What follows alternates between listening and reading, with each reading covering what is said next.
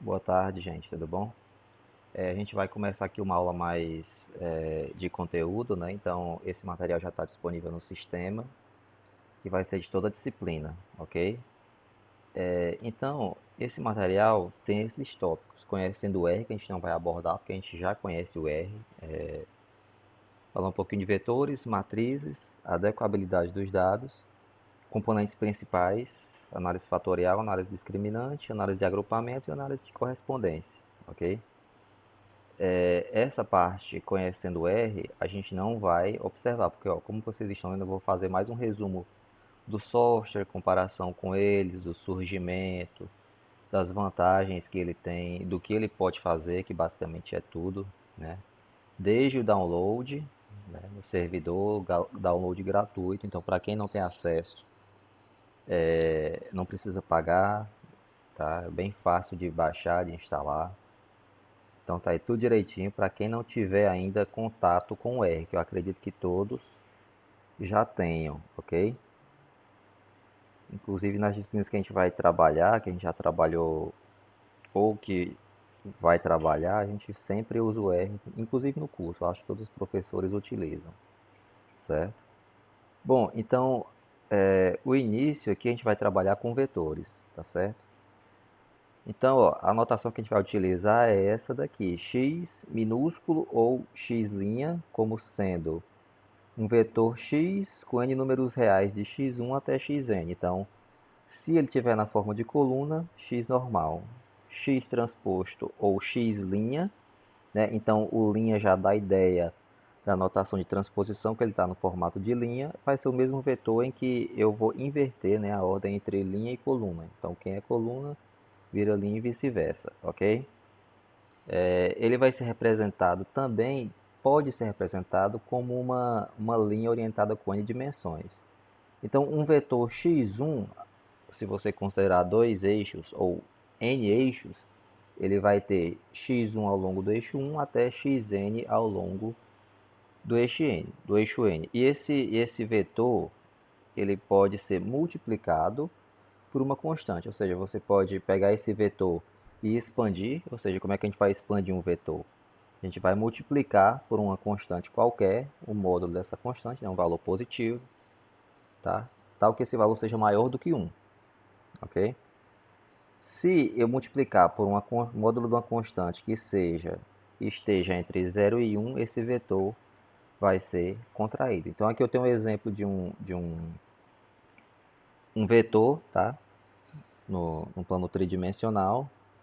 No caso, está em três dimensões. Se ele tem três dimensões, ele vai ter três coordenadas. Então eu tenho aqui Vx, Vy e Vz, que são correspondentes às três coordenadas, né? X, Y, Z, largura, altura e profundidade, ok? Então, isso é um exemplo. Então, essa constante que a gente vai multiplicar para expandir ou contrair o vetor, tá? Vai ser uma operação que a gente vai poder fazer com esse vetor x qualquer. Então, se eu multiplicar uma constante qualquer por um vetor, o que é que vai acontecer? Tá aí, eu vou multiplicar todos os elementos desse vetor de x1 até xn, vetor de n dimensões, por essa constante, tá? Então, aqui um exemplo. Eu tenho um vetor qualquer x em duas dimensões, dimensão 1 e dimensão 2. Se eu multiplicar por 2, vejam só, o vetor vai dobrar de tamanho, né?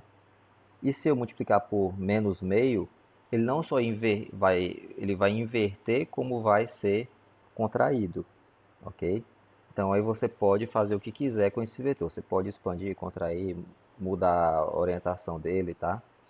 Então aí é só um exemplo simples do que a gente pode fazer com um vetor no espaço geométrico, ok? Então, ó, se eu tiver um vetor x qualquer, eu posso multiplicar por uma constante. Se eu tiver dois vetores de mesma dimensão, os dois têm que ter a mesma dimensão, eu posso somar esses vetores. Essa soma, como é que eu vou poder fazer? Se eu tenho dois vetores x, y ou mais vetores, eu posso o quê? Somar. Como é que eu vou fazer isso? Somo elemento a elemento associado a cada posição. Então, se eu vou ter 10 vetores, eu vou somar o elemento do vetor resultante, o elemento correspondente à primeira posição vai ser x1 mais y1, z1. Então você vai somar a posição i associado a cada elemento. Está aqui. Basta somar os elementos de mesma posição de x, y, y. Então a limitação é que eles tenham a mesma dimensão, mas eu posso somar 20, 30, quantos vetores eu quiser, contanto que tenham a mesma dimensão, ok? Então, ó, com um exemplo bem simples, com duas dimensões, eu tenho dois vetores x e y, e o vetor resultante x mais y vai ser aqui associado a essa diagonal principal desse paralelogramo formado pelos vetores x e y, ok? Então, se eu tiver três dimensões, vai ser um formato diferente, mas ele vai estar como se estivesse no meio, né? Como se fosse um valor médio, né? Não é uma média ao pé da letra, mas ele vai ser um vetor que vai estar entre os dois vetores x e y, ok? Então, aqui é um exemplo bem básico para vocês terem noção de como um vetor vai ser representado no espaço geométrico, ok? Vai ser importante, porque quando a gente está falando de componentes principais, vocês vão ter a base para entender essa associação entre esses vetores, soma, relação, certo? Tudo isso vai ser útil quando a gente estiver falando de componentes principais e da maioria dos temas abordados em Multi 2. Certo?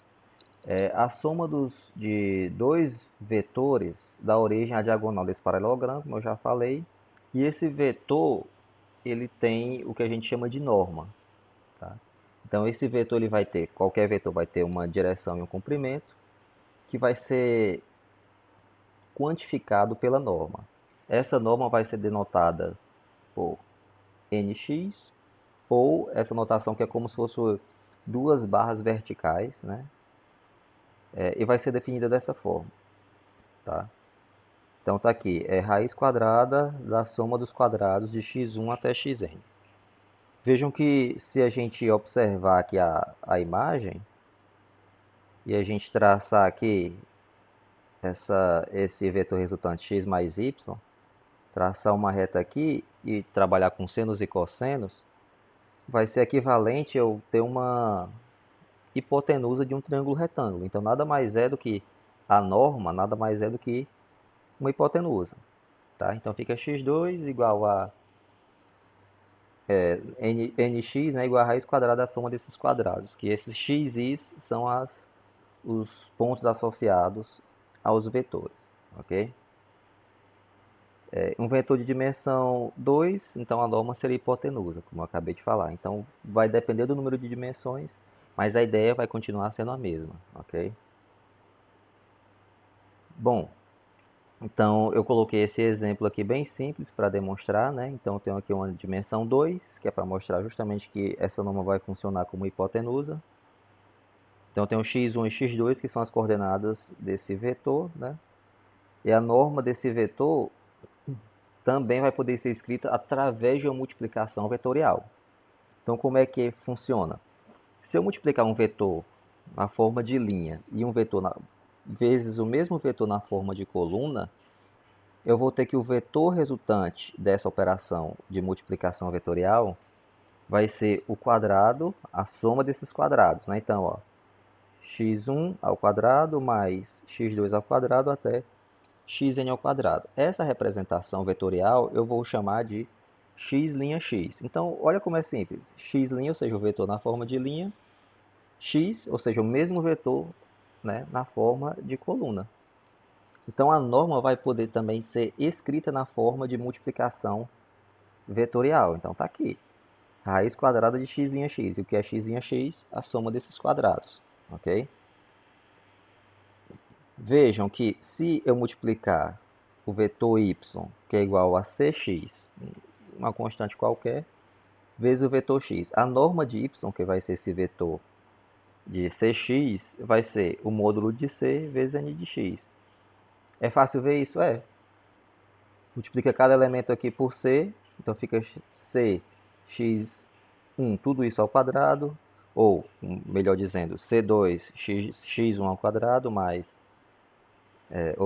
c, x1 ao quadrado, mais c2, x2 ao quadrado, até c2, xn ao quadrado. Então, colocando esse c2 em evidência, ele vai sair da raiz, módulo de c. Então, a demonstração é bem simples. Basta vocês visualizarem a propriedade, né, de multiplicação vetorial e a definição de norma. tá? Mas essa propriedade está aí para vocês. Vai ser útil demais, principalmente decomposição espectral, vai ser útil saber disso. Se esse C, que é essa constante, vai ser, se ela for o inverso da norma, ou seja, 1 sobre a norma de x, a norma de Cx será unitária, ou seja, você vai colocar em evidência quando ele sair, né, da raiz quadrada, vai ficar 1 sobre a norma de x vezes a norma de x. Então, a norma de y, a norma de Cx, se esse C for igual a o inverso da norma, vai ser 1, ok? Se, outra definição importante, se eu tenho um vetor, ele tem lá a sua norma, que é a quantificação do valor dele, mas se eu tiver mais de um vetor, entre esses vetores eu vou formar ângulos. Então, se você imaginar no espaço n-dimensional ou p-dimensional, você vai conseguir formar vários ângulos entre os vetores, tá? Então, a gente vai considerar que, no caso mais básico, para a gente ter uma ideia, o ângulo θ entre dois vetores quaisquer. Esse ângulo θ vai poder ser obtido pela diferença entre os ângulos θ1 e θ2. E quem são esses ângulos θ1 e θ2? Está aqui. Tem duas dimensões, tá? Tem um vetor y, um vetor x e o ângulo entre eles θ, ok? Quem são esses ângulos θ1 e θ2? θ1 é o ângulo que forma com o eixo x1, um eixo 1 no caso, e θ2 é o ângulo que o vetor y forma com o eixo 1, né? Ou o eixo x, o eixo das abscissas. Então, como é que funciona? Você vai ter que manter um eixo de referência. Eu não poderia colocar aqui θ1 com o eixo x, ou eixo 1, e eu botar o θ2 em relação ao eixo 2. Não, tem que pegar um eixo de referência e ver os ângulos que os dois vetores, ou os p-vetores, formam com esse eixo 1, ok? Então, o que é que vai acontecer? Quem vai ser o ângulo θ é só eu fazer a diferença entre θ2 e θ1, ok? Como é que eu vou fazer isso? Vejam só. Eu calculo aqui o seno e o cosseno dos dois ângulos. Então, está aqui. Sen de θ1 igual a x2 sobre a norma de x, porque a norma de x. Porque se eu estou pegando θ1, eu tenho aqui o valor de x como sendo a hipotenusa desse triângulo retângulo aqui, ok? Então, θ1 vai ser associado à norma de x, né? Então, vou pegar esse valor de seno e cosseno de x e o seno e cosseno de θ2 associado ao vetor y. Então, depois disso, eu vou pegar e utilizar esses dois valores de seno e cosseno nessa expressão aqui. Cosseno de A mais B, igual tem essa formulazinha do ensino médio, eu coloquei aqui para quem não lembrava, existe essa fórmula há muito tempo e a demonstração não é difícil, tá? Mas não cabe essa parte no curso, então como é que eu vou fazer? Cosseno de θ, e quem é θ? θ2 menos θ1. Se eu tenho cosseno de θ, cosseno dessa diferença, vou utilizar essa primeira expressão aqui do cosseno. Então vai ser cosseno de θ2 vezes cosseno de θ1 mais seno de θ2 vezes seno de θ1, ok? Então o que é que vai acontecer? Eu só vou substituir esses valores de seno e cosseno de θ1 e θ2, tá? E substituir. Então fica dessa forma. Vejam que eu posso substituir esses produtos aqui de x1, y1, y2, x2 por x' y, certo? E aqui embaixo, na parte de baixo, eu vou ter as duas normas. Então, se eu pegar e resumir tudo isso através do produto vetorial, eu vou ter... Está tudo demonstrado aqui, né, indiretamente, que eu já coloquei mastigado. Mas eu vou poder colocar dessa forma, x' y dividido pela norma de x vezes a norma de y, tá? Então, se eu quiser saber o ângulo entre dois vetores, vai ser importante? Vai. Eu vou utilizar essa expressão, tá? Ou essa primeira ou a segunda.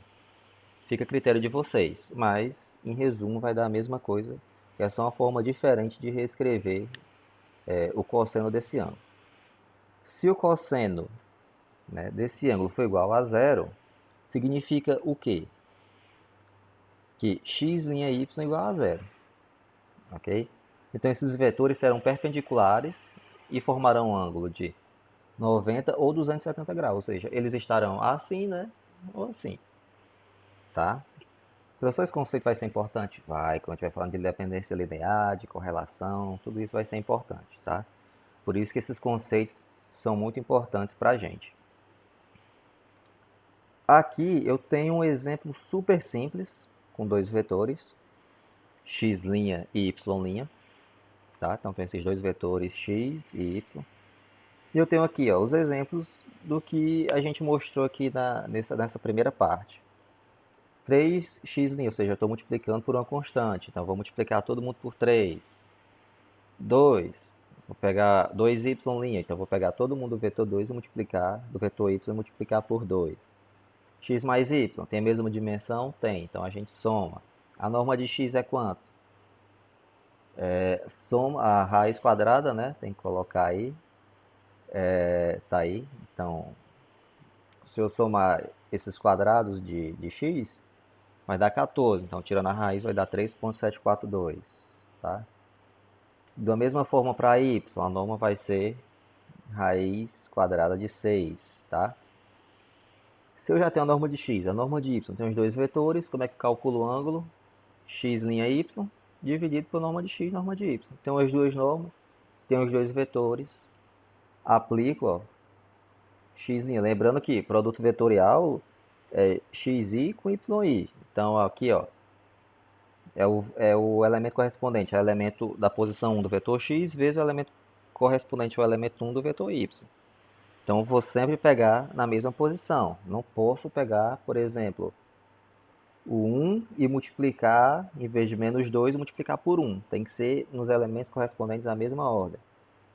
Divido pelo produto das duas normas e eu tenho que o valor correspondente ao cosseno desse ângulo vai ser menos 0,109. Se eu fizer o arco cosseno para saber o ângulo cujo cosseno dá esse valor aí, o ângulo seria 96,3 graus, tá? Então, ó, no R, vocês podem reproduzir esses comandos. Define o vetor x, define y, norma de x, aqui é a definição bonitinha, utilizando esse comando de transposição, t de x, sqrt, que é a raiz quadrada. E aqui o cosseno, para achar aquele valor que eu identifiquei.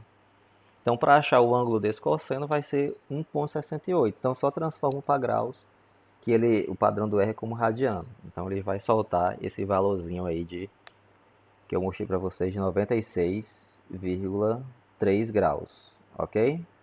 Então, esses valores que eu obtive em todos esses slides que eu acabei de mostrar, eles estão associados a esses comandos no R. Então, vocês podem testar aí e ver que vai dar certo, ok?